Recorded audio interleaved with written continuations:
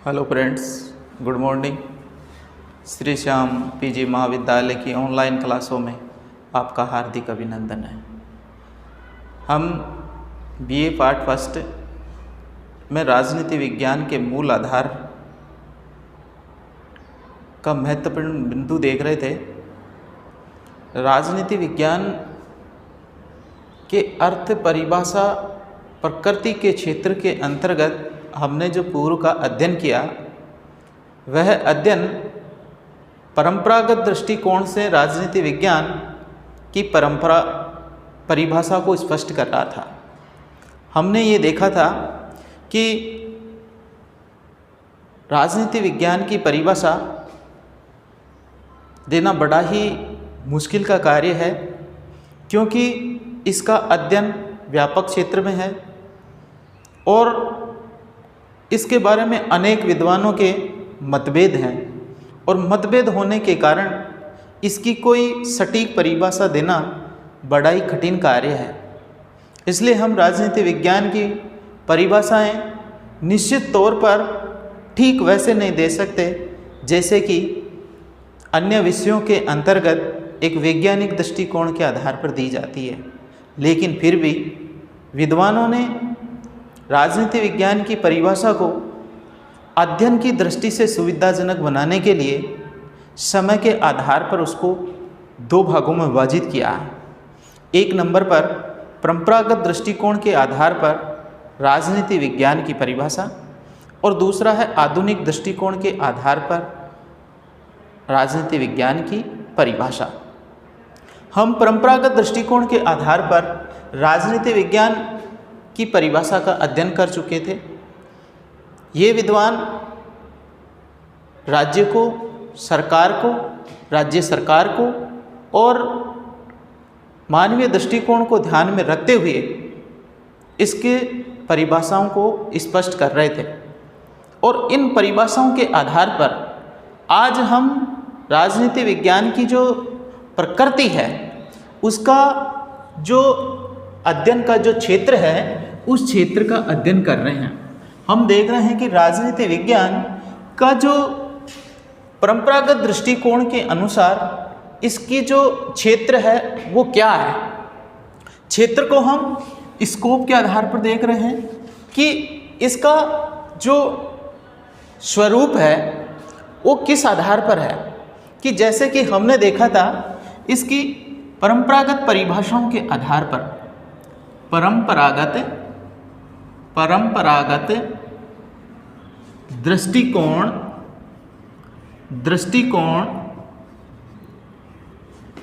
की परिभाषा के आधार पर इस परिभाषा में राज्य को, सरकार को और राज्य सरकार को इन तीन बातों पर विशेष ध्यान देते हुए परिभाषा को क्या किया है, स्पष्ट किया है। और इसमें हमने विशेषकर देखा था कि इनकी जो परिभाषाएं हैं, इनकी परिभाषाओं में विशेषकर जो विद्वान हैं वो विद्वान गार्नर महोदय, बलुनशली,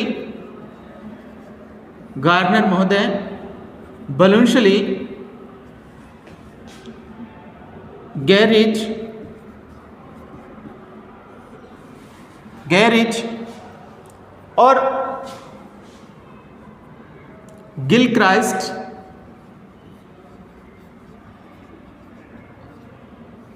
सीले,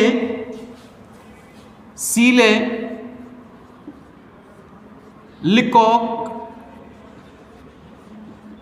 आदि विद्वानों ने इनकी परिभाषाओं के आधार पर इसकी विषय वस्तु को स्पष्ट किया। लेकिन ये जो परिभाषाएं हैं, ये परिभाषाएं, इन परिभाषाओं के आधार पर राजनीति विज्ञान का जो क्षेत्र है, क्या है, क्षेत्र है, इसका जो क्या है, स्कोप है, इसका जो स्कोप है, यानी इसको हम दूसरे शब्दों में कह सकते हैं विषय वस्तु। यानी परंपरागत दृष्टिकोण के आधार पर यह है कि राजनीति विज्ञान किन किन विषयों का अध्ययन करता है, यानी इसका जो अध्ययन क्षेत्र है वो क्या क्या है, और इसकी जैसे परिभाषाएं अनेक हैं वैसे इसके विषय वस्तु भी क्या हैं, अनेक हैं। तो जब परिभाषाओं में क्या है, मतभेद हैं, परिभाषाओं में मतभेद हैं, तो इसके अध्ययन क्षेत्र की जो विषय वस्तु है उसके भी आधार पर क्या है, मतभेद है। और मतभेद होने के कारण इनकी एक सटीक विषय क्षेत्र बताना बड़ा ही असंभव है। लेकिन ठीक वैसे ही जैसे परिभाषाओं के आधार पर इसके अध्ययन क्षेत्र को स्पष्ट किया गया था, वैसे ही इसकी जो विद्वानों के द्वारा एक निश्चित विषय वस्तु का निर्माण किया है जो निम्नलिखित हैं। ये स्पष्ट है कि इसके जो क्षेत्र हैं, विषय वस्तु है, उसके बारे के अंतर्गत विद्वान, जो सभी विद्वान एकमत हैं, उनमें विशेषकर है गार्नर जो परंपरागत दृष्टिकोण के आधार पर राजनीति की विषय वस्तु को स्पष्ट करता है। उसके बाद में है गैरेज, उसके बाद में है प्रोफेसर गैटिल। 3 नंबर पर है प्रोफेसर मुखर्जी, और 4 नंबर पर है यूनेस्को की जो रिपोर्ट है,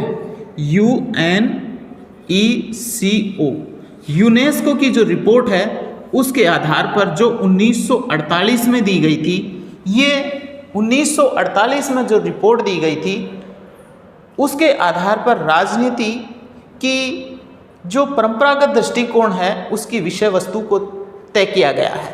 हम देखेंगे, ध्यान देना, विशेषकर ये प्रश्न भी आता है कि परंपरागत दृष्टिकोण के आधार पर राजनीति विज्ञान की प्रकृति को स्पष्ट करो। तो छोटे प्रश्न के रूप में आएगा कि राजनीति विज्ञान की प्रकृति को स्पष्ट करने वाले विद्वान कौन कौन से हैं, तो आप बताएंगे गार्नर, प्रोफेसर गैटिल, प्रोफेसर मुखर्जी और यूनेस्को की रिपोर्ट। आपको अगर प्रश्न पूछा जाए कि परंपरागत दृष्टिकोण की परिभाषा किस किस के संदर्भ में दी जाती है, तो आप बताएंगे राज्य के संदर्भ में, सरकार के संदर्भ में और राज्य सरकार के संदर्भ में। विद्वानों के बारे में अगर परिभाषाएं पूछें तो राज्य की परिभाषा विशेषकर दी है गार्नर ने, जिसका हमने पहले अध्ययन किया कि राज्य का अंत और आरंभ, राजनीति का अंत और आरंभ राज्य से होता है। तो ये राज्य की परिभाषा के संदर्भ में स्पष्ट किया गया था। हम विषय वस्तु में सबसे पहले हम देख रहे हैं गार्नर महोदय के बारे में। गार्नर ने राजनीति की जो विषय वस्तु है उसको 3 भागों में बांटा है। कितने भागों में बांटा है? 3 भागों में बांटा है। और 3 भागों में विशेषकर ये है राज्य की, ये गार्नर है वो किसके संदर्भ में है? राज्य के संदर्भ में। ध्यान देना, राज्य का आरंभ और अंत ये किसने कहा था? गार्नर ने। तो हम कहेंगे कि गार्नर ने राज्य की विषय वस्तु को 3 भागों में बांटा है। और 3 भागों में क्या है? राज्य की प्रकृति, राज्य की प्रकृति व राज्य के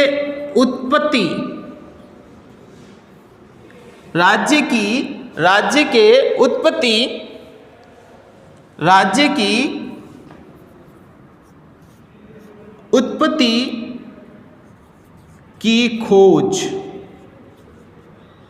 गार्नर ने सबसे पहले जो स्पष्ट किया है, ध्यान देना, विशेषकर हम गार्नर महोदय के संबंध में पढ़ रहे हैं, और गार्नर ने राज्य की प्रकृति के बारे में 3 बातें स्पष्ट की है कि राज्य की प्रकृति के बारे में राजनीति विज्ञान अध्ययन करता है। और प्रकृति का मतलब है कि राज्य किन किन अर्थ और संदर्भों में कार्य कर रहा है, उसका कार्य प्रणाली क्या है, इसके संदर्भ में स्पष्ट कर रहा है। और राज्य की उत्पत्ति की खोज, यानी राज्य की उत्पत्ति किस प्रकार हुई है। ठीक जैसे कि आपने अरस्तु को पढ़ा था जो राजनीति विज्ञान का क्या है, जनक है। इसने राज्य को एक क्रमिक समुदाय के रूप में परिभाषित किया था। इसने कहा था कि राज्य की जो उत्पत्ति हुई है वो एक क्रमिक समुदाय के रूप में हुई है। जैसे कि उसने पहले कहा था कि पहले ये कुटुंब के रूप में था, फिर ये वंश के रूप में बना, फिर ये कुल के रूप में बना, फिर वंश के रूप में और फिर समुदाय के रूप में, और आज इसका वर्तमान जो स्वरूप है वो राज्य है। तो देखिए ये जो क्या है, उत्पत्ति की खोज है। राज्य की उत्पत्ति के खोज के अंतर्गत बहुत से सिद्धांत हैं। परंपरागत दृष्टिकोण जैसे कि राज्य की उत्पत्ति का दैवीय सिद्धांत के बारे में बात करता है, ये शक्ति सिद्धांत के बारे में बात करता है। कोई राज्य की उत्पत्ति को लेकर के दैवीय आधार मानता है, कोई शक्ति का आधार मानता है, कोई माता और पिता को मानता है, कोई सामाजिक समझौते के आधार पर मानता है, कोई उसे इतिहास का क्रमिक ऐतिहासिक सिद्धांत के रूप में, यानी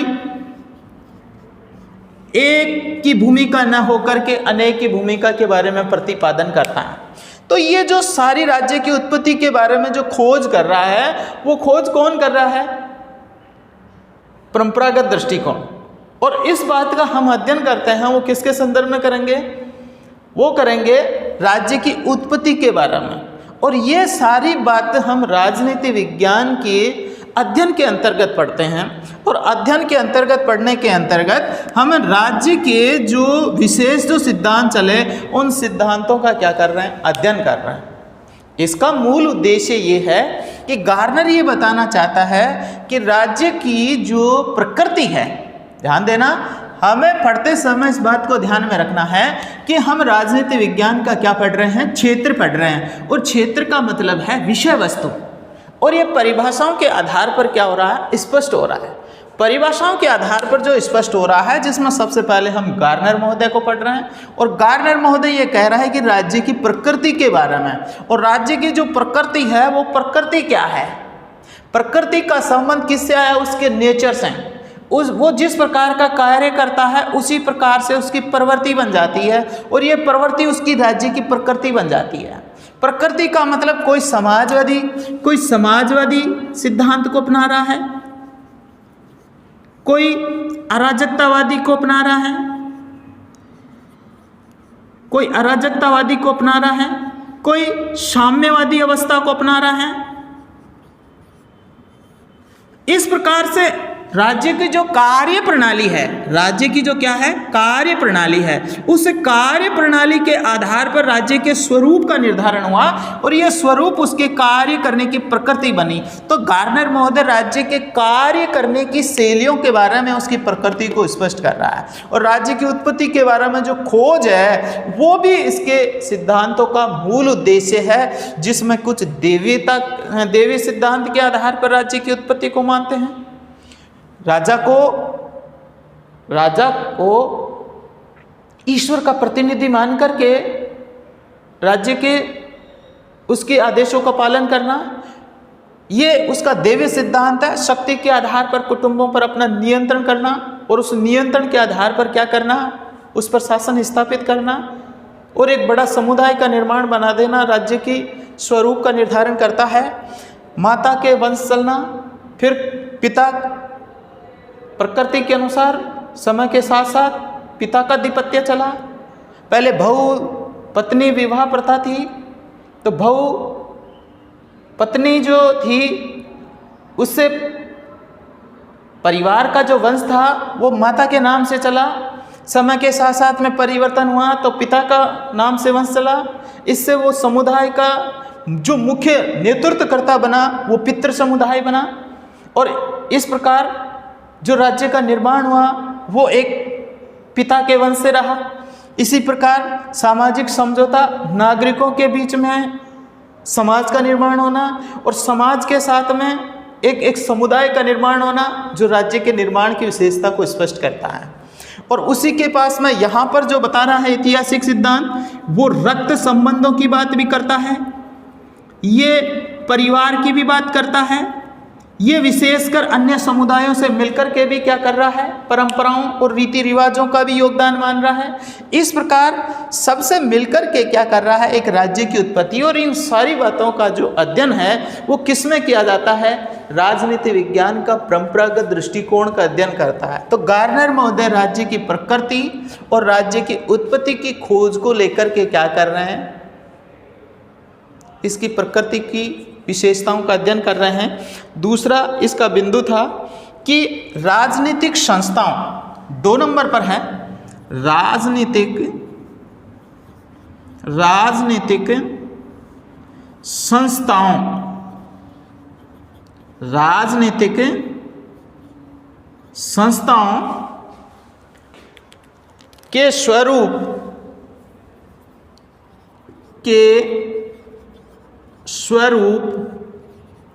व इतिहास की विवेचना व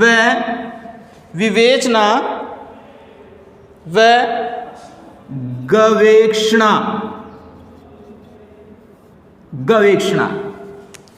ध्यान देना,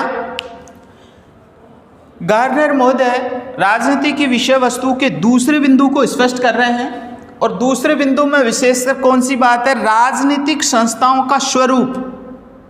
और राजनीतिक संस्थाओं का जो स्वरूप है वो क्या है, समय और परिस्थितियों के साथ साथ राज्य की जो संचालित करने वाली जो संस्थाएं हैं, वो संस्थाएं धीरे धीरे परिवर्तित हुई और उस परिवर्तित रूप से उसका जो राज्य का जो स्वरूप है वो बदल गया। ध्यान देना, पहले देखिए, पहले राजतंत्रात्मक शासन प्रणाली है, पहले राजतंत्रात्मक शासन प्रणाली है।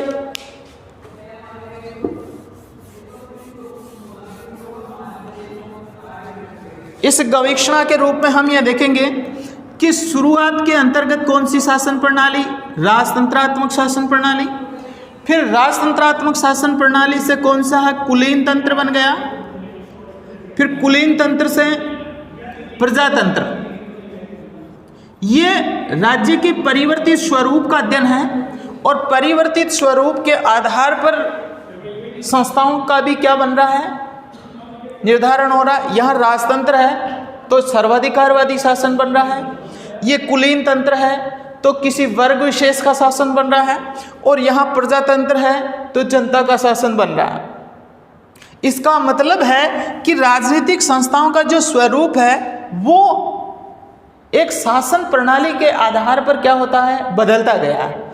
और इस आधार पर बदलने के कारण ये इसकी जो ऐतिहासिक क्रम है, वो ऐतिहासिक क्रम के अंतर्गत जो परिवर्तन आया है उसकी खोज करना और भविष्य में उसकी भविष्यवाणी करना राजनीति विज्ञान की प्रमुख विषय वस्तु रही है। तो गार्नर महोदय ये कह रहे हैं कि पहले राज्य की प्रकृति और उत्पत्ति की खोज के बारे में, फिर राजनीतिक संस्थाओं के स्वरूप के बारे में। शासन व्यवस्थाएं बदली हैं तो संस्थाएं भी बदली हैं, और ये संस्थाओं के आधार पर अध्ययन कर इनकी जो खोज करके इनकी भविष्यवाणी करना भी राजनीति की प्रमुख विषय वस्तु रही है। और ये 2 नंबर पर जो बात कही है वो गार्नर महोदय ने कही है। और 3 नंबर पर जो है, 3 नंबर पर जो बात है वो उक्त खोज के आधार पर, उक्त खोजों के आधार पर, खोजों के आधार पर राजनीतिक विकास की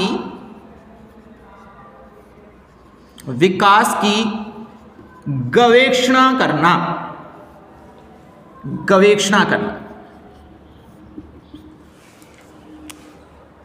यहां पर गार्नर महोदय ने 3 नंबर की जो बात कही है, उक्त खोजों के आधार पर, उक्त खोज कौन सी? राजनीतिक संस्थाओं की, और इसकी प्रकृति और उत्पत्ति के बारे में क्या कर रहा है? राजनीतिक विकास, यानी जो राजनीति में जो सतत परिवर्तनशील और गतिशील अवधारणाएं हैं, उन अवधारणाओं के बारे में क्या करना? भविष्यवाणी करना, उनकी खोजें करना, उनके भविष्य की स्थितियों को क्या करना? स्पष्ट करना। ये सारी बातें राजनीतिक विकास की स्थिति कर रही है। राज्य की परिवर्तित स्थितियों के बारे में अध्ययन करके उनकी स्थितियों को क्या करना? स्पष्ट करना। जैसे कि उदाहरण के लिए गार्नर महोदय ने 3 बातों पर विशेष जोर दिया है। आपको प्रश्न पूछ लिया जाएगा, गार्नर के अनुसार, परंपरागत दृष्टिकोण के अनुसार गार्नर राज्य की प्रकृति के बारे में क्या अध्ययन करता है? गार्नर के अनुसार राज्य की प्रकृति क्या है? परंपरागत दृष्टिकोण में गार्नर की भूमिका क्या थी? तो गार्नर की भूमिका में हम यही स्पष्ट करेंगे कि यहाँ पर राज्य के संदर्भ में अध्ययन कर रहा है। और सबसे ज्यादा महत्वपूर्ण जो जोर दिया है वो किसने दिया है? गार्नर ने राज्य का अंत, राज्य का आरंभ व अंत, आरंभ और अंत किससे माना है? गार्नर ने राज्य का अंत और आरंभ राज्य से माना है। इसलिए इसकी स्थिति की विवेचना जो की है वो गार्नर ने राज्य के संदर्भ में की है। और इस प्रकार गार्नर के अनुसार राज्य की जो प्रकृति है उसको 3 भागों में बांटा है। विशेषकर ध्यान देना, राज्य की प्रकृति और राज्य की उत्पत्ति की खोजों के बारे में विवेचना करना। दूसरा है राजनीतिक संस्थाओं के स्वरूप और इतिहास की विवेचना की गवेषणा करना। और तीसरा है उक्त खोजों के आधार पर राजनीतिक विकास की गवेषणा करना। भाई, राज्य की स्थिति पहले क्या थी और आज विकास परिवर्तन की अवस्था के अनुसार उसकी वर्तमान अवस्था क्या है। इसका मतलब है राज्य के भूत, भविष्य और अतीत का जो अध्ययन कर रहा है, उनके तीनों कालों के अध्ययन पर जो जोर दे रहा है वो राजनीतिक अतीत को यानी राजनीतिक विकास को स्पष्ट कर रहा है। इसलिए परंपरागत दृष्टिकोण के अनुसार राजनीति विज्ञान का जो क्षेत्र है वो हमने गार्नर के अनुसार पढ़ा। ध्यान देना, गार्नर के अनुसार राजनीति विज्ञान की विषय वस्तु क्या है और ये परंपरागत दृष्टिकोण के अनुसार है। तो इस स्थिति को यहाँ पर स्पष्ट किया गया है। आगे हम देखेंगे 2 नंबर पर है प्रोफेसर मुखर्जी। प्रोफेसर मुखर्जी के अनुसार राजनीति विज्ञान की प्रकृति क्या है।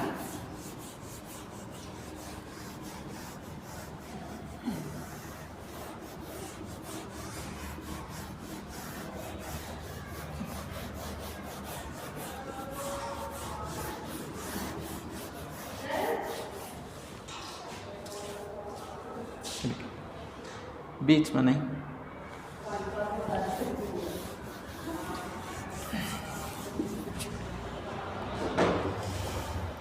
अब हम प्रोफेसर गैटिल के अनुसार,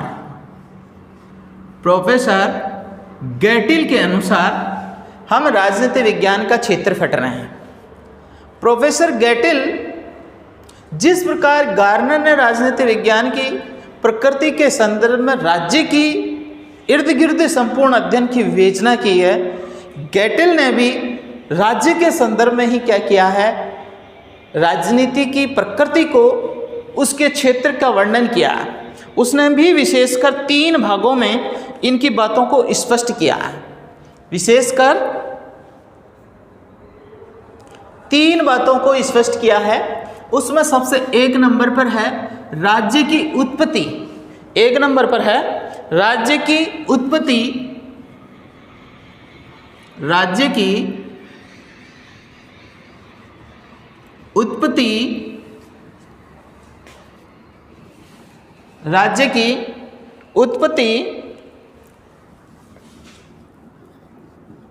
राजनीतिक राजनीतिक संस्थाओं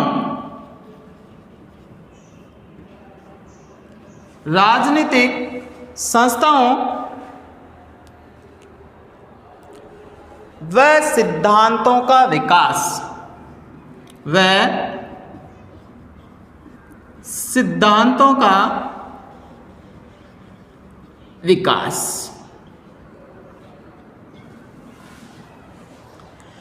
जो बात गार्नर ने अपने कथन में कही थी उसको थोड़ा व्यापकता के आधार पर गेटिल ने उसको स्पष्ट करने की बात कही है। राज्य की उत्पत्ति के संदर्भ में तो गार्नर ने भी स्पष्ट किया था और राजनीतिक संस्थाओं के बारे में भी उसने क्या किया, स्पष्ट किया। लेकिन उसने जो आगामी भविष्य के अंतर्गत दो बातें हैं, सिद्धांतों का विकास, इसको नए रूप में जोड़ा है और नए रूप में जोड़ करके ये स्पष्ट कर रहा है गेटिल कि राज्य की जो क्षेत्र है, जो राजनीति विज्ञान की सबसे बड़ी इकाई है, सर्वोच्च इकाई है राज्य के संदर्भ में, तो राज्य के संदर्भ में वो क्या कर रहा है, इसके संपूर्ण अध्ययन पर जोर दे रहा है। राज्य की जो उत्पत्ति है उसके सारे सिद्धांतों को और राजनीतिक संस्थाओं को, इन दोनों को सिद्धांतों के रूप में क्या कर रहा है, इसका अध्ययन कर रहा है। और सिद्धांतों के रूप में जो अध्ययन करने की जो प्रक्रिया है, इस प्रक्रिया को हम परंपरागत दृष्टिकोण के रूप में जोड़ करके इसका अध्ययन करते हैं। तो गेटिल भी राजनीतिक उत्पत्ति, संस्थाओं और सिद्धांतों के विकास क्रम को लेकर के क्या कर रहा है, अध्ययन कर रहा है। 2 नंबर पर है विद्यमान राजनीतिक संस्थाओं,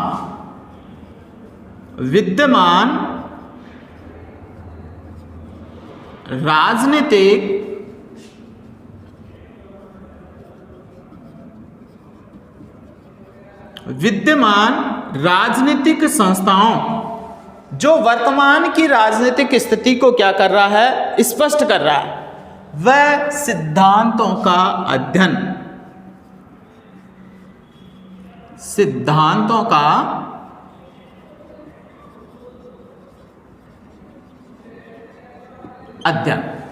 ध्यान देना। विद्यमान, गेटिल ये कह रहा है कि विद्यमान राजनीतिक संस्थाओं, यहां व्यापक अध्ययन है। यहां पर जो अध्ययन दिया गया है वो व्यापकता को महत्व दिया है, क्योंकि यहां पर संपूर्ण राजनीतिक स्थिति का वर्णन किया है। वो कोई भी संस्था हो, कोई भी सिद्धांत हो और विश्व के किसी भी देश की राजनीति के संदर्भ में अध्ययन करने वाला है, इसको अध्ययन के साथ में जोड़ करके है। और ये वर्तमान में जो प्रचलित जो अवस्था है, उस प्रचलित स्थितियों का वर्णन करते हुए उनकी जो प्रणालियां हैं, उन प्रणालियों के संदर्भ में क्या कर रहा है, तुलना कर रहा है। तो राजनीतिक संस्थाओं के संदर्भ के अंतर्गत हम देखेंगे कि जैसे सरकार है, राज्य है और राज्य का जो संचालन किया जा रहा है उसके सरकार है, तो उसके सरकार के जो महत्वपूर्ण अंग हैं, विशेषकर कार्यपालिका, विधायिका और न्यायपालिका,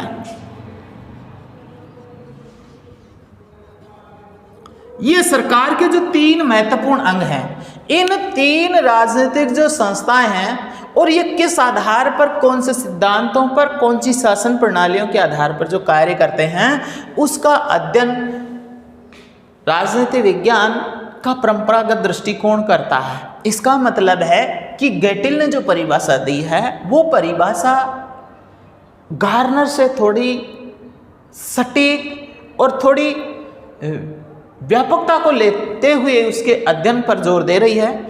लेकिन ये कह रही है कि ये जो अतीत की स्थिति की, यानी राज्य की 3 अवस्थाओं का अध्ययन की बात कर रही है। 1 नंबर उसके अतीत का, वर्तमान का और भविष्य का, और यहाँ पर केवल वर्तमान अवस्थाओं की बात कर रही है कि वर्तमान में राज्य की कौन सी संस्थाएं काम कर रही हैं और उनके जो प्रचलित जो स्वरूप है उसका किस प्रकार से कार्य किया जाता है। इसका अध्ययन हम इसके अंतर्गत किया है। और 3 नंबर पर है राज्य के भावी व आदर्श, राज्य के भावी व आदर्श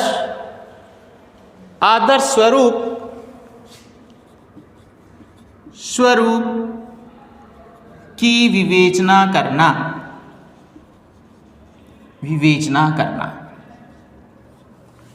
यहाँ पर प्रोफेसर गेटल ने जो राजनीति विज्ञान के क्षेत्र का जो परंपरागत दृष्टिकोण है वो भी गार्नर के समान ही 3 बातों को स्पष्ट कर रहा है। राज्य के भावी, राज्य का भावी का मतलब है भविष्य के अंतर्गत, राज्य के भविष्य के अंतर्गत उसका आदर्श स्वरूप क्या होगा, वो कौन सी नैतिक अवस्थाएं होगी, वो पुलिस राज्य से लोक कल्याणकारी राज्य के संदर्भ में अपनी किस प्रकार की स्थिति की विवेचना करेगा, इस संदर्भ के अंतर्गत क्या करना है, समुचित वर्णन करना।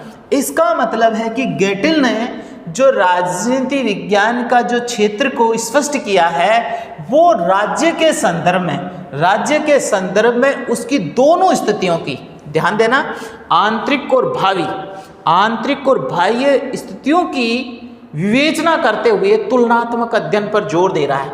इसका मतलब है कि गेटिल राज्य को लेकर के, राज्य की स्थिति को लेकर के 1 नंबर पर तो ये क्या कर रहा है, इसके ऐतिहासिक अध्ययन पर जोर दिया उसने। तो इसका परंपरागत अध्ययन है इसलिए ऐतिहासिकता पर जोर दे रहा है। 2 नंबर पर वो क्या कर रहा है, तुलनात्मक स्थिति का वर्णन कर रहा है। तुलनात्मक स्थिति का वर्णन का मतलब है कि विद्यमान जो राजनीतिक संस्थाएं हैं उनको इस सिद्धांतों के संदर्भ में देख करके अध्ययन करना। और 3 नंबर पर जो कर रहा है वो राज्य के कौन से आदर्शवादी स्वरूप, कौन से स्वरूप का वर्णन कर रहा है, आदर्शवादी स्वरूप का वर्णन कर रहा है।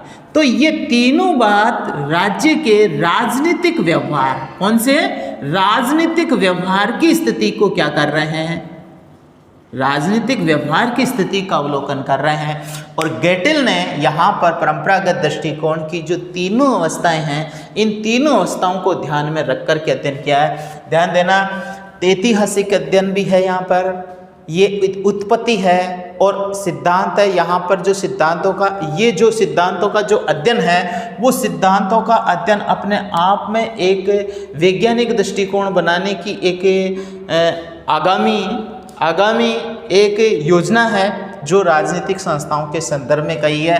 तो इसका मतलब है जो बात गार्नर ने कही है उस गार्नर की बातों को ही एक वैज्ञानिकता के रूप में स्पष्ट करने का काम गेटिल ने भी किया है। इसलिए गार्नर और गेटिल ने परंपरागत दृष्टिकोण के अनुसार राजनीति की प्रकृति की जो विवेचना की है वो विवेचना 3 दृष्टिकोणों के आधार पर की थी, ऐतिहासिकता के आधार पर, तुलनात्मकता के आधार पर और आदर्शात्मक स्थिति के आधार पर अध्ययन किया है। और 3 नंबर पर जो विद्वान है प्रोफेसर मुखर्जी ने भी क्या किया है, राजनीति विज्ञान की जितनी परिभाषाएं हैं, राजनीति विज्ञान की जितनी परिभाषाएं हैं, जितने विद्वान हैं उतनी ही परिभाषाएं हैं, क्योंकि एक विषय पर अनेक विद्वानों ने अपने स्वतंत्र विचार प्रतिपादित किए हैं और ये स्वतंत्र विचारों के आधार पर ही राजनीति को एक नई दिशा मिली है, नया एक कार्य करने का जो एक समस्याओं के समाधान को लेकर के एक रणनीति बनाई है उसका आधार प्रस्तुत करने का कार्य किया है। तो प्रोफेसर मुखर्जी ने भी गार्नर और गेटिल की परिभाषाओं के आधार पर अपनी एक नई परिभाषा सुनिश्चित की है और हम कह सकते हैं कि प्रोफेसर मुखर्जी ने भी राजनीति विज्ञान के प्रकृति के संदर्भ के अंतर्गत राजनीतिक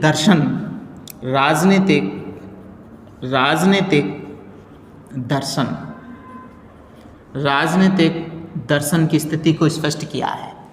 ये राजनीतिक सिद्धांतों की स्थिति को वर्णन करता है, राजनीतिक सिद्धांत की स्थिति को वर्णन कर रहा है, ये दर्शन की स्थिति को स्पष्ट कर रहा है।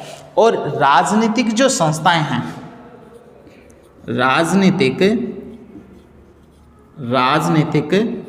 जो संस्थाएं हैं, इन राजनीतिक संस्थाओं के अध्ययन पर जोर दे रहा है। तो ये जो परिभाषाएं हैं, राजनीतिक जो संस्थाएं हैं, वो प्राचीन रूप से प्रचलित थी और विभिन्न वाद क्या चले,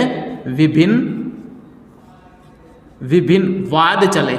अनेक विद्वानों के बीच में राजनीति की एक विचारधारा को लेकर के चलने वाले जो विवाद हैं, जो राष्ट्रीय,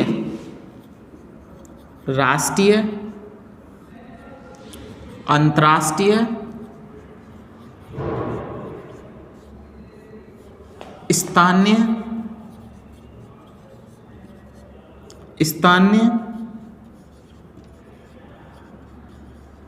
प्रादेशिक, स्थानीय, प्रादेशिक और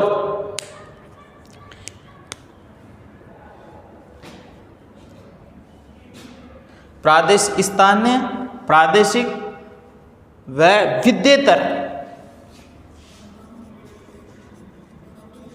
विद्येतर संगठन, राजनीतिक दल, दबाव समूह, राजनीतिक दल और दबाव समूह,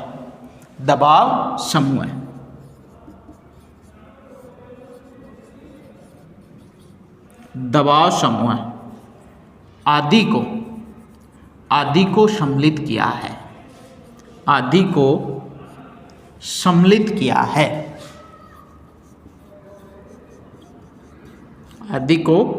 सम्मिलित किया है, बहुत ही प्यारी प्यारी सी परिभाषा है।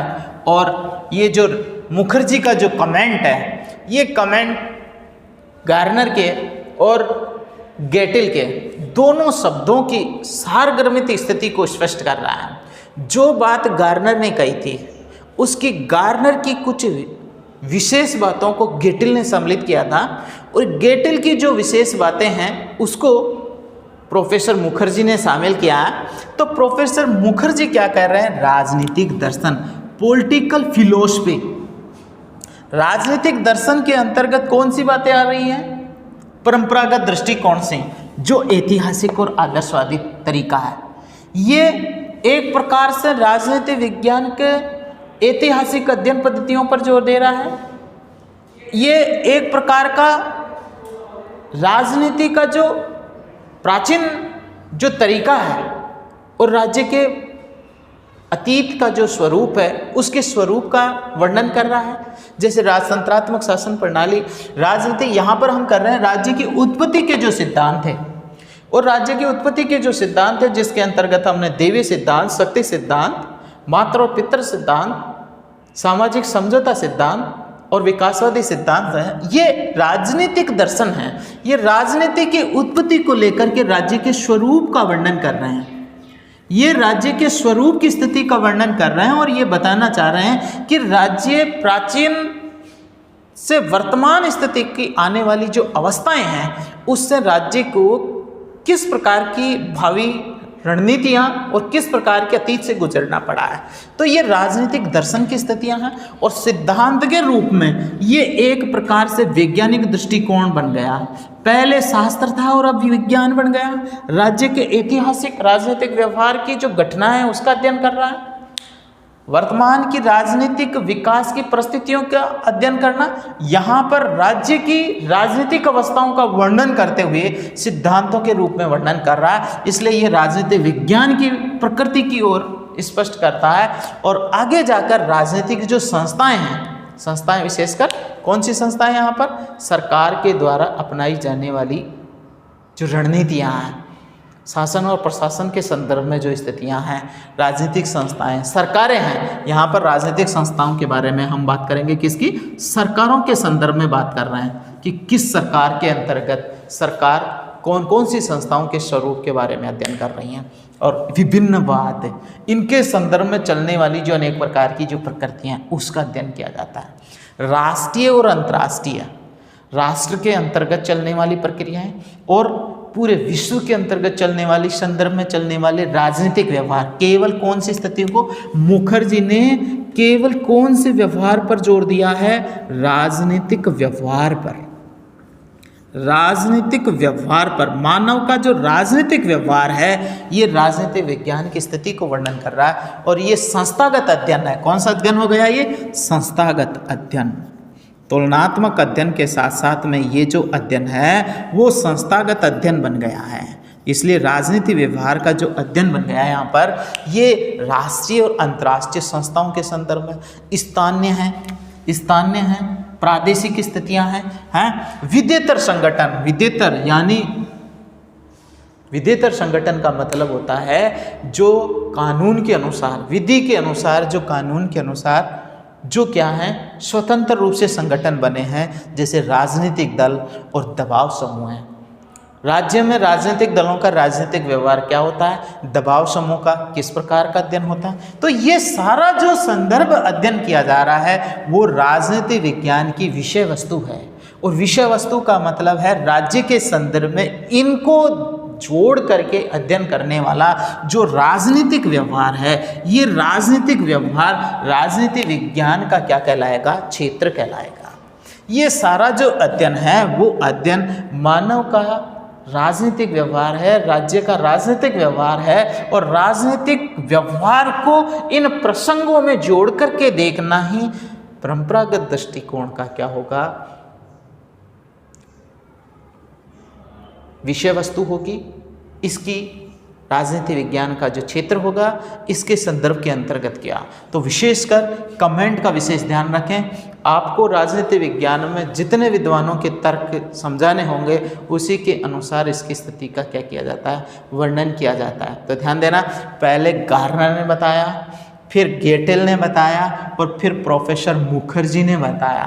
तो मुखर्जी ने जो बात बताई है वो राज्य के संदर्भ में, ध्यान देना यहाँ पर गेटेल ने ऐतिहासिक, तुलनात्मक और आदर्शवादी स्थितियों का वर्णन किया था। ये प्रोफेसर मुखर्जी हैं, वो मानव के राजनीतिक व्यवहार को संस्थागत अध्ययन के रूप के संदर्भ में अध्ययन करना चाह रहे हैं। और तीसरा जो अध्ययन बता रहा है वो है विलोबी। विलोबी महोदय ने भी क्या किया है? राजनीति के अध्ययन क्षेत्र के बारे में अपनी स्थिति का अवलोकन किया था। तो आप ध्यान देना, विशेषकर इसको ध्यान दें कि राजनीति का जो अध्ययन क्षेत्र है वो अध्ययन क्षेत्र मुखर्जी के संदर्भ में किया गया है। और ये मुखर्जी के संदर्भ में जो ये परिभाषा है, जैसे आपने देखा गेटेल के अनुसार इसकी 3 भागों में बांटा है। इसके अंतर राज्य की उत्पत्ति और राजनीतिक संस्थाओं और सिद्धांतों की खोज, विद्यमान राजनीतिक संस्थाओं सिद्धांतों के अध्ययन के बारे में, और राज्य के भावी और आदर्श स्वरूप की विवेचना के बारे में। इसमें नैतिकता को, आदर्शवाद को, व्यवहारवाद को, तीनों को सम्मिलित किया गया है। इस मुखर्जी का दृष्टिकोण है वो संस्थागत अध्ययन के संदर्भ में जोड़ करके आंतरिक और बाह्य स्थितियों की विवेचना पर जोर दे रहा है।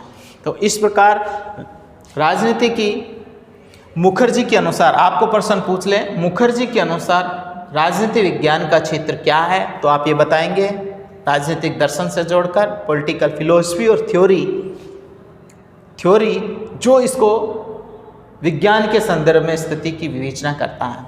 अब इसके संदर्भ में हम आगे देखेंगे विलोबी का दृष्टिकोण।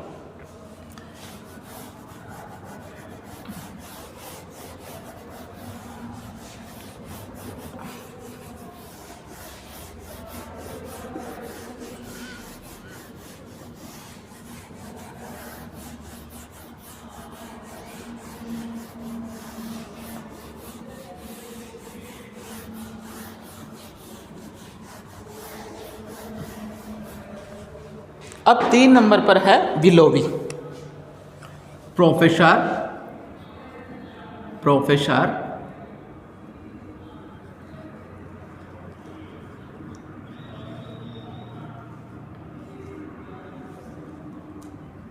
प्रोफेसर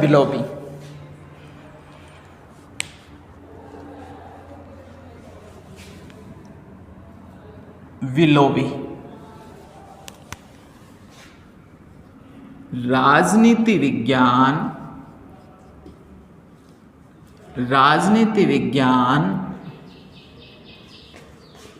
जिन जिन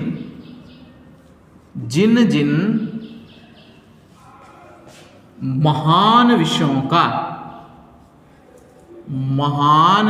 का अध्ययन करता है, अध्ययन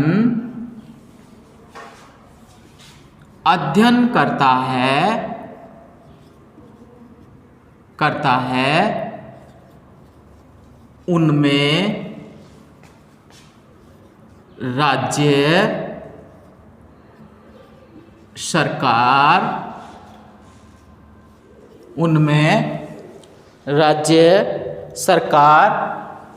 और कानून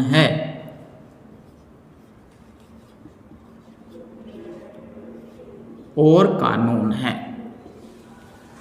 बड़ी क्लिष्ट और बड़ी शॉर्ट शब्दों में जो परिभाषा दी है वो बिलोबी ने दी है।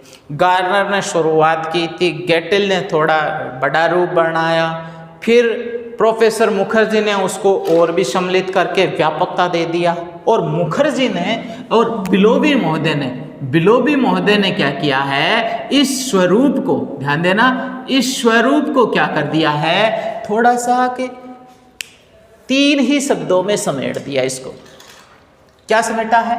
राजनीति विज्ञान जिन जिन महान विषयों का अध्ययन करता है, मतलब जो भी विषय, जितने भी विषय आपने अलग अलग शब्दों में, अलग अलग अर्थों में, अलग अलग संस्थाओं के संदर्भ में व्यक्त किए, उन सारे का मतलब यही था कि ये सारे किससे संबंधित हैं? राज्य से संदर्भ है। क्योंकि राज्य की जो आंतरिक स्थितियों का जो वर्णन किया गया है, ये सारी आंतरिक स्थितियों का जो वर्णन है, ये वर्णन किससे संबंधित है? ये केवल सरकार और उससे जुड़े हुए कानून से संबंधित है। इसका मतलब है कि राजनीतिक विज्ञान में जो मानव का क्या किया गया है, मानव का राजनीतिक व्यवहार, मानव का कौन सा व्यवहार? राजनीतिक व्यवहार का अध्ययन किया है। ध्यान देने की बात है, विशेष रूप से संदर्भ में समझे से, मानव का जो राजनीतिक व्यवहार का अध्ययन है वो किसके संदर्भ में है? राज्य के संदर्भ में। और राज्य के संदर्भ में जो राजनीतिक व्यवहार है वो किससे जुड़ा हुआ है? सरकार और कानून से। क्योंकि राज्य एक मूर्त संस्था है।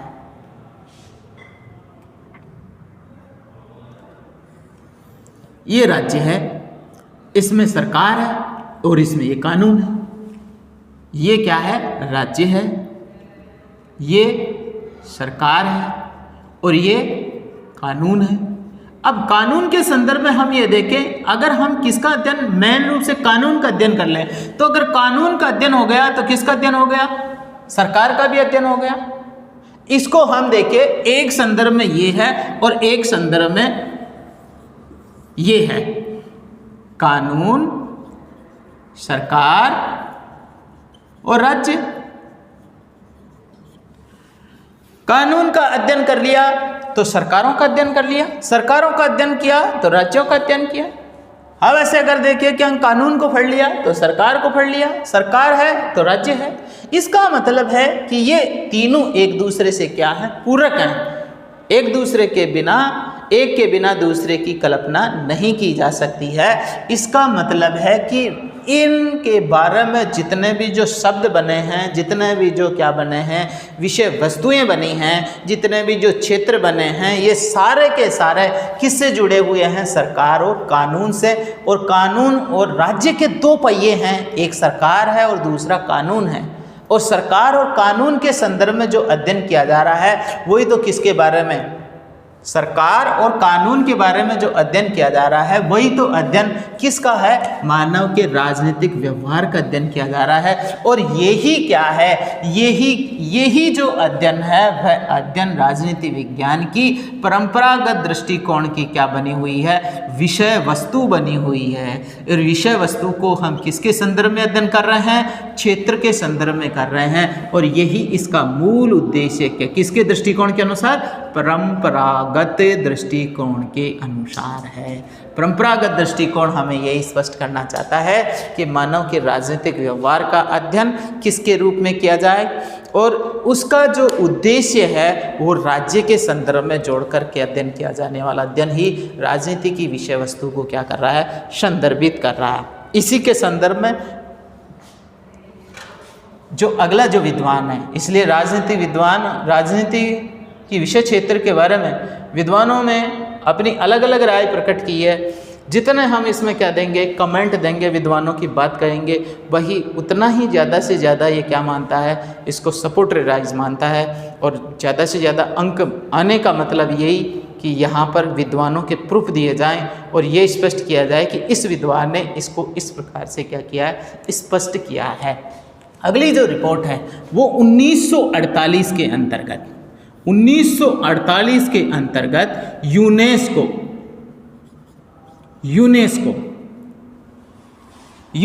की जो रिपोर्ट थी, उस रिपोर्ट ने राजनीति विज्ञान के क्षेत्र को स्पष्ट किया था। ये देखिए यूनेस्को क्या है, यूनाइटेड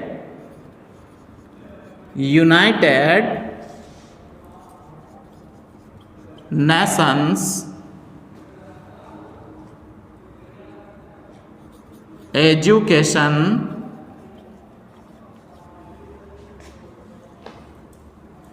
एंड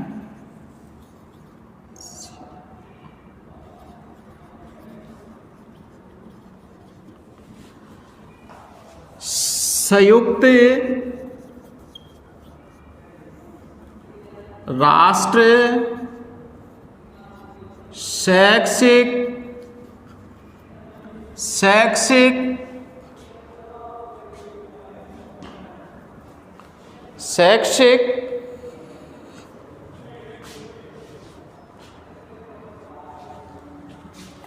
यहाँ SCO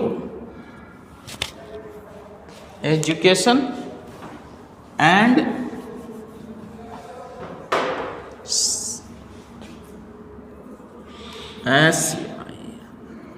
साइंस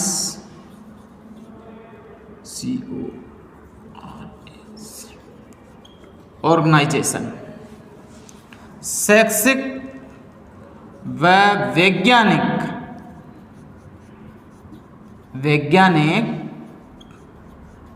संगठन।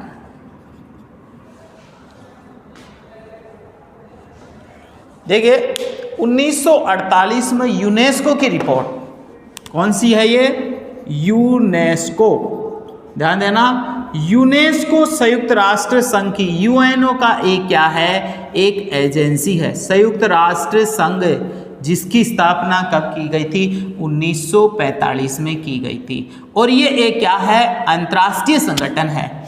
इसके एक अंग है यूनेस्को।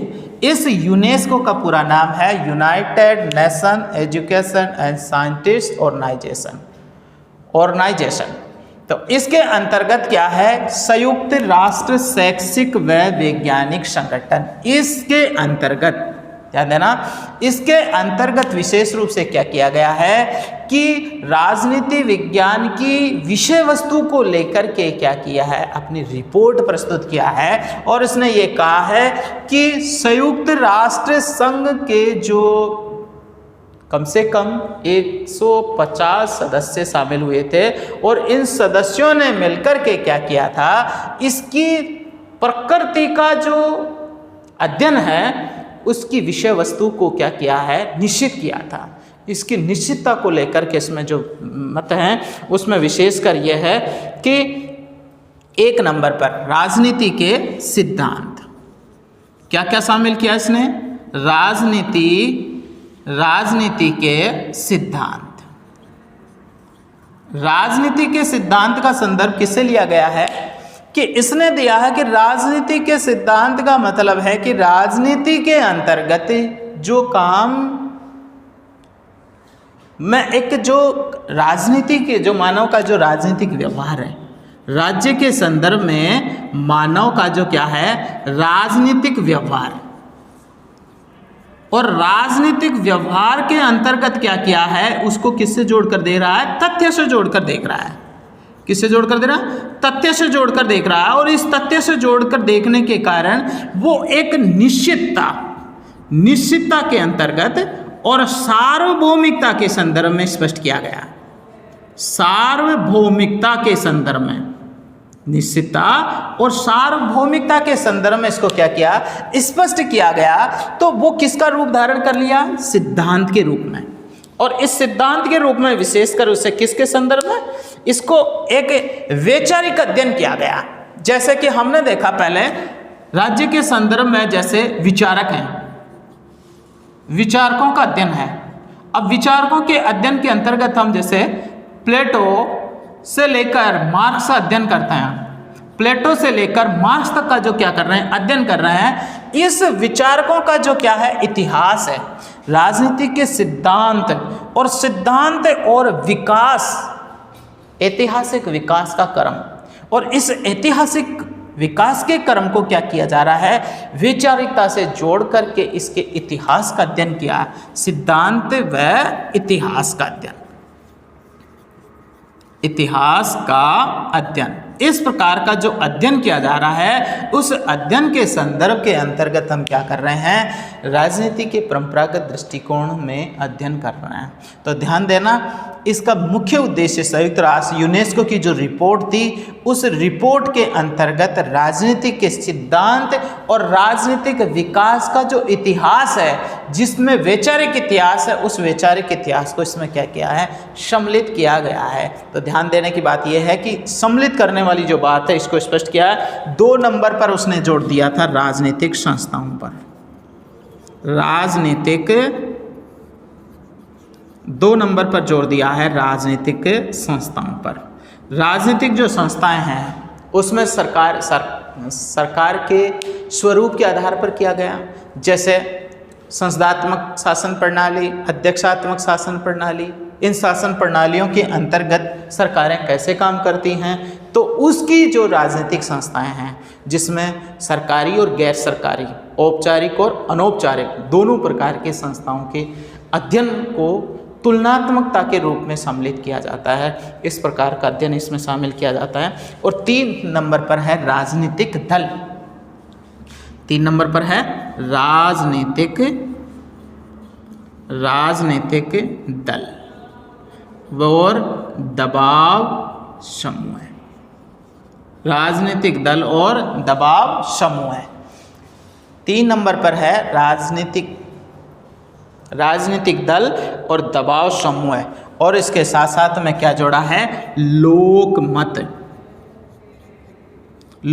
का भी अध्ययन किया है। राजनीतिक दल के अंतर्गत जो सरकार के संदर्भ में अध्ययन कर रहा है, एक सत्ता में रह करके और एक सत्ता को प्रभावित करने की क्षमता में सत्ता पक्ष और विपक्ष के रूप में राजनीतिक दल किस प्रकार कार्य कर रहे हैं, ये शासन को प्रभावित करने के तरीके के रूप में कैसे कार्य कर रहे हैं, क्योंकि ये गैरी मैडरिंग के रूप में कार्य कर रहे हैं। और लोकमत यानी ये जो दल हैं, ये जो राजनीतिक संस्थाएं हैं, राजनीतिक दल है, दबाव समूह और लोकमत है। इसके संदर्भ में क्या किया है, मानव के राजनीतिक व्यवहार का अध्ययन किया जा रहा है। और मानव के राजनीतिक व्यवहार के अध्ययन के संदर्भ में जो अध्ययन किया जा रहा है, ये अध्ययन एक बहुत ही वस्तु स्थिति के आधार पर स्पष्ट किया जा रहा है। और चौथा है इसका अंतर्राष्ट्रीय संदर्भ के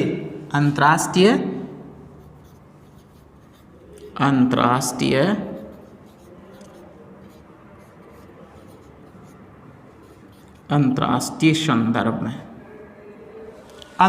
संदर्भ में अध्ययन, मतलब अंतर्राष्ट्रीय का मतलब दूसरे देशों की राजनीतिक व्यवस्थाओं का तुलनात्मक अध्ययन करना, जिसके अंतर्गत विभिन्न सरकारों के स्वरूप की स्थिति का वर्णन किया जाए और इस स्वरूप के आधार पर उसका वर्णन किया जाएगा। तो इसके आधार पर अंतर्राष्ट्रीय स्थिति में जो कौन कौन से आएंगे, विशेषकर इसके अंतर्गत आएंगे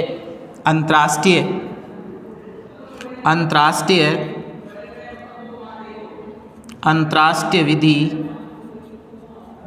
अंतर्राष्ट्रीय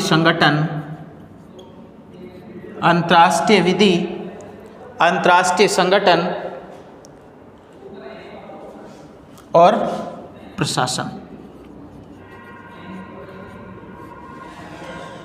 अंतर्राष्ट्रीय विधि पूरे देशों के पर समान रूप से लागू होने वाली जो कानून है, उसके संदर्भ में अध्ययन किया जाएगा।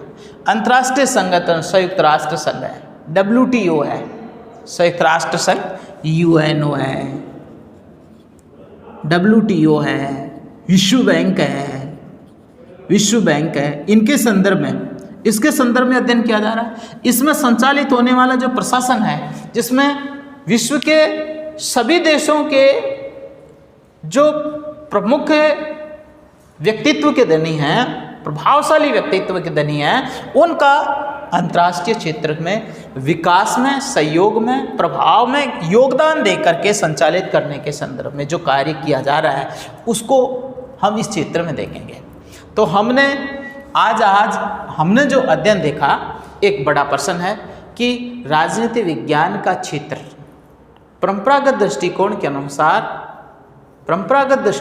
अनुसार राजनीति विज्ञान की क्षेत्र की स्थिति का वर्णन करो। तो वर्तमान की स्थितियों में हमने देखा कि इसको 3 भागों में विशेषकर जोड़ करके देखा कि जितने हमने विद्वानों की परिभाषाएं पढ़ी थी, परंपरागत दृष्टिकोण के अंतर्गत हमने राज्य सरकार के संदर्भ में विद्वानों की जो परिभाषाएं देखी थी, उसके आधार पर राजनीति विज्ञान का जो क्षेत्र है उसको भी हमने विद्वानों की परिभाषाओं के आधार पर उसको अलग अलग भागों में बांट दिया और विद्वानों ने अपनी राय व्यक्त की है। उन राय के अंतर्गत सबसे पहले हमने गार्नर के संदर्भ में देखा, फिर गैटिल के संदर्भ में देखा, फिर गैरिज के संदर्भ में देखा, फिर विलोबी के संदर्भ में देखा, संयुक्त राष्ट्र, और सभी की उपयुक्त परिभाषाओं के माध्यम से ऐसा स्पष्ट होता है कि राजनीति विज्ञान की जो प्रकृति है वो प्रकृति है मानव के निम्न बिंदुओं के संदर्भ में हम देखेंगे तो हम ये कहेंगे कि राज्य के अध्ययन के संदर्भ में हम अगर इसकी सारों की विशेष वर्णन के संदर्भ में देखें तो हमें ये वर्णन सामने निकल कर के आएगा कि परंपरागत दृष्टिकोण राजनीति विज्ञान के क्षेत्र के संदर्भ में कौन सी प्रकृतियों को सम्मिलित करता है। तो हम उसमें देखेंगे राज्य के संदर्भ में, सरकार के संदर्भ में, राष्ट्रीय और अंतर्राष्ट्रीय संदर्भ में, राजनीतिक दलों के संदर्भ में, दबाव समूह और लोकमत के संदर्भ में। तो इसको हम अलग अलग भागों में व्यक्त करके इसका अध्ययन करेंगे और विशेष रूप से इसमें इसी को स्पष्ट किया गया है कि हमने जो प्रमुख रूप से जो परिभाषाओं का अध्ययन किया है, जिसमें विशेषकर ध्यान देना प्रकृति के संदर्भ में विद्वान हैं, जिनके अंतर्गत सबसे पहले गार्नर महोदय जी हैं, गार्नर हैं, और प्रोफेसर गैटिल है। इसके बाद में गैटिल के बाद में प्रोफेसर मुखर्जी हैं, विलोबी है और यूनेस्को की रिपोर्ट है।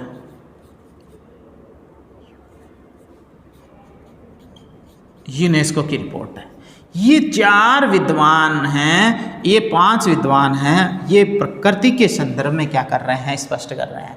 तो आप विशेष रूप कर राजनीति में अधिक से अधिक अंक विद्वान प्राप्त करने के लिए आप क्या करेंगे, इसके संदर्भ में आप क्या करेंगे, इनके कमेंटों को स्पष्ट करेंगे कि इनके अनुसार इसकी स्थिति को स्पष्ट किया गया है। तो विशेषकर आज आपने राजनीति विज्ञान की प्रकृति के बारे में, उसके क्षेत्र के बारे में अध्ययन किया है। तो ये क्षेत्र है जो इसका मेन जो फाउंडेशन है उसको संदर्भ के अंतर्गत स्पष्ट कर रहा है। तो हम आगे के संदर्भ के अंतर्गत हम देखेंगे कि जो राजनीति विज्ञान की जो क्षेत्र था, उस क्षेत्र के आधार पर उसकी जो प्रकृति का निर्धारण होगा उसका अध्ययन किया जाएगा। इसलिए आप इसको विशेषकर इसको एक बार क्लियर रूप से आप देखेंगे तो आपको स्पष्ट होगा कि इसकी जो विद्वानों की जो परिभाषाएं हैं वो विद्वानों के संदर्भ में इसकी स्थिति को क्या किया जाएगा, वर्णन किया जाएगा। धन्यवाद।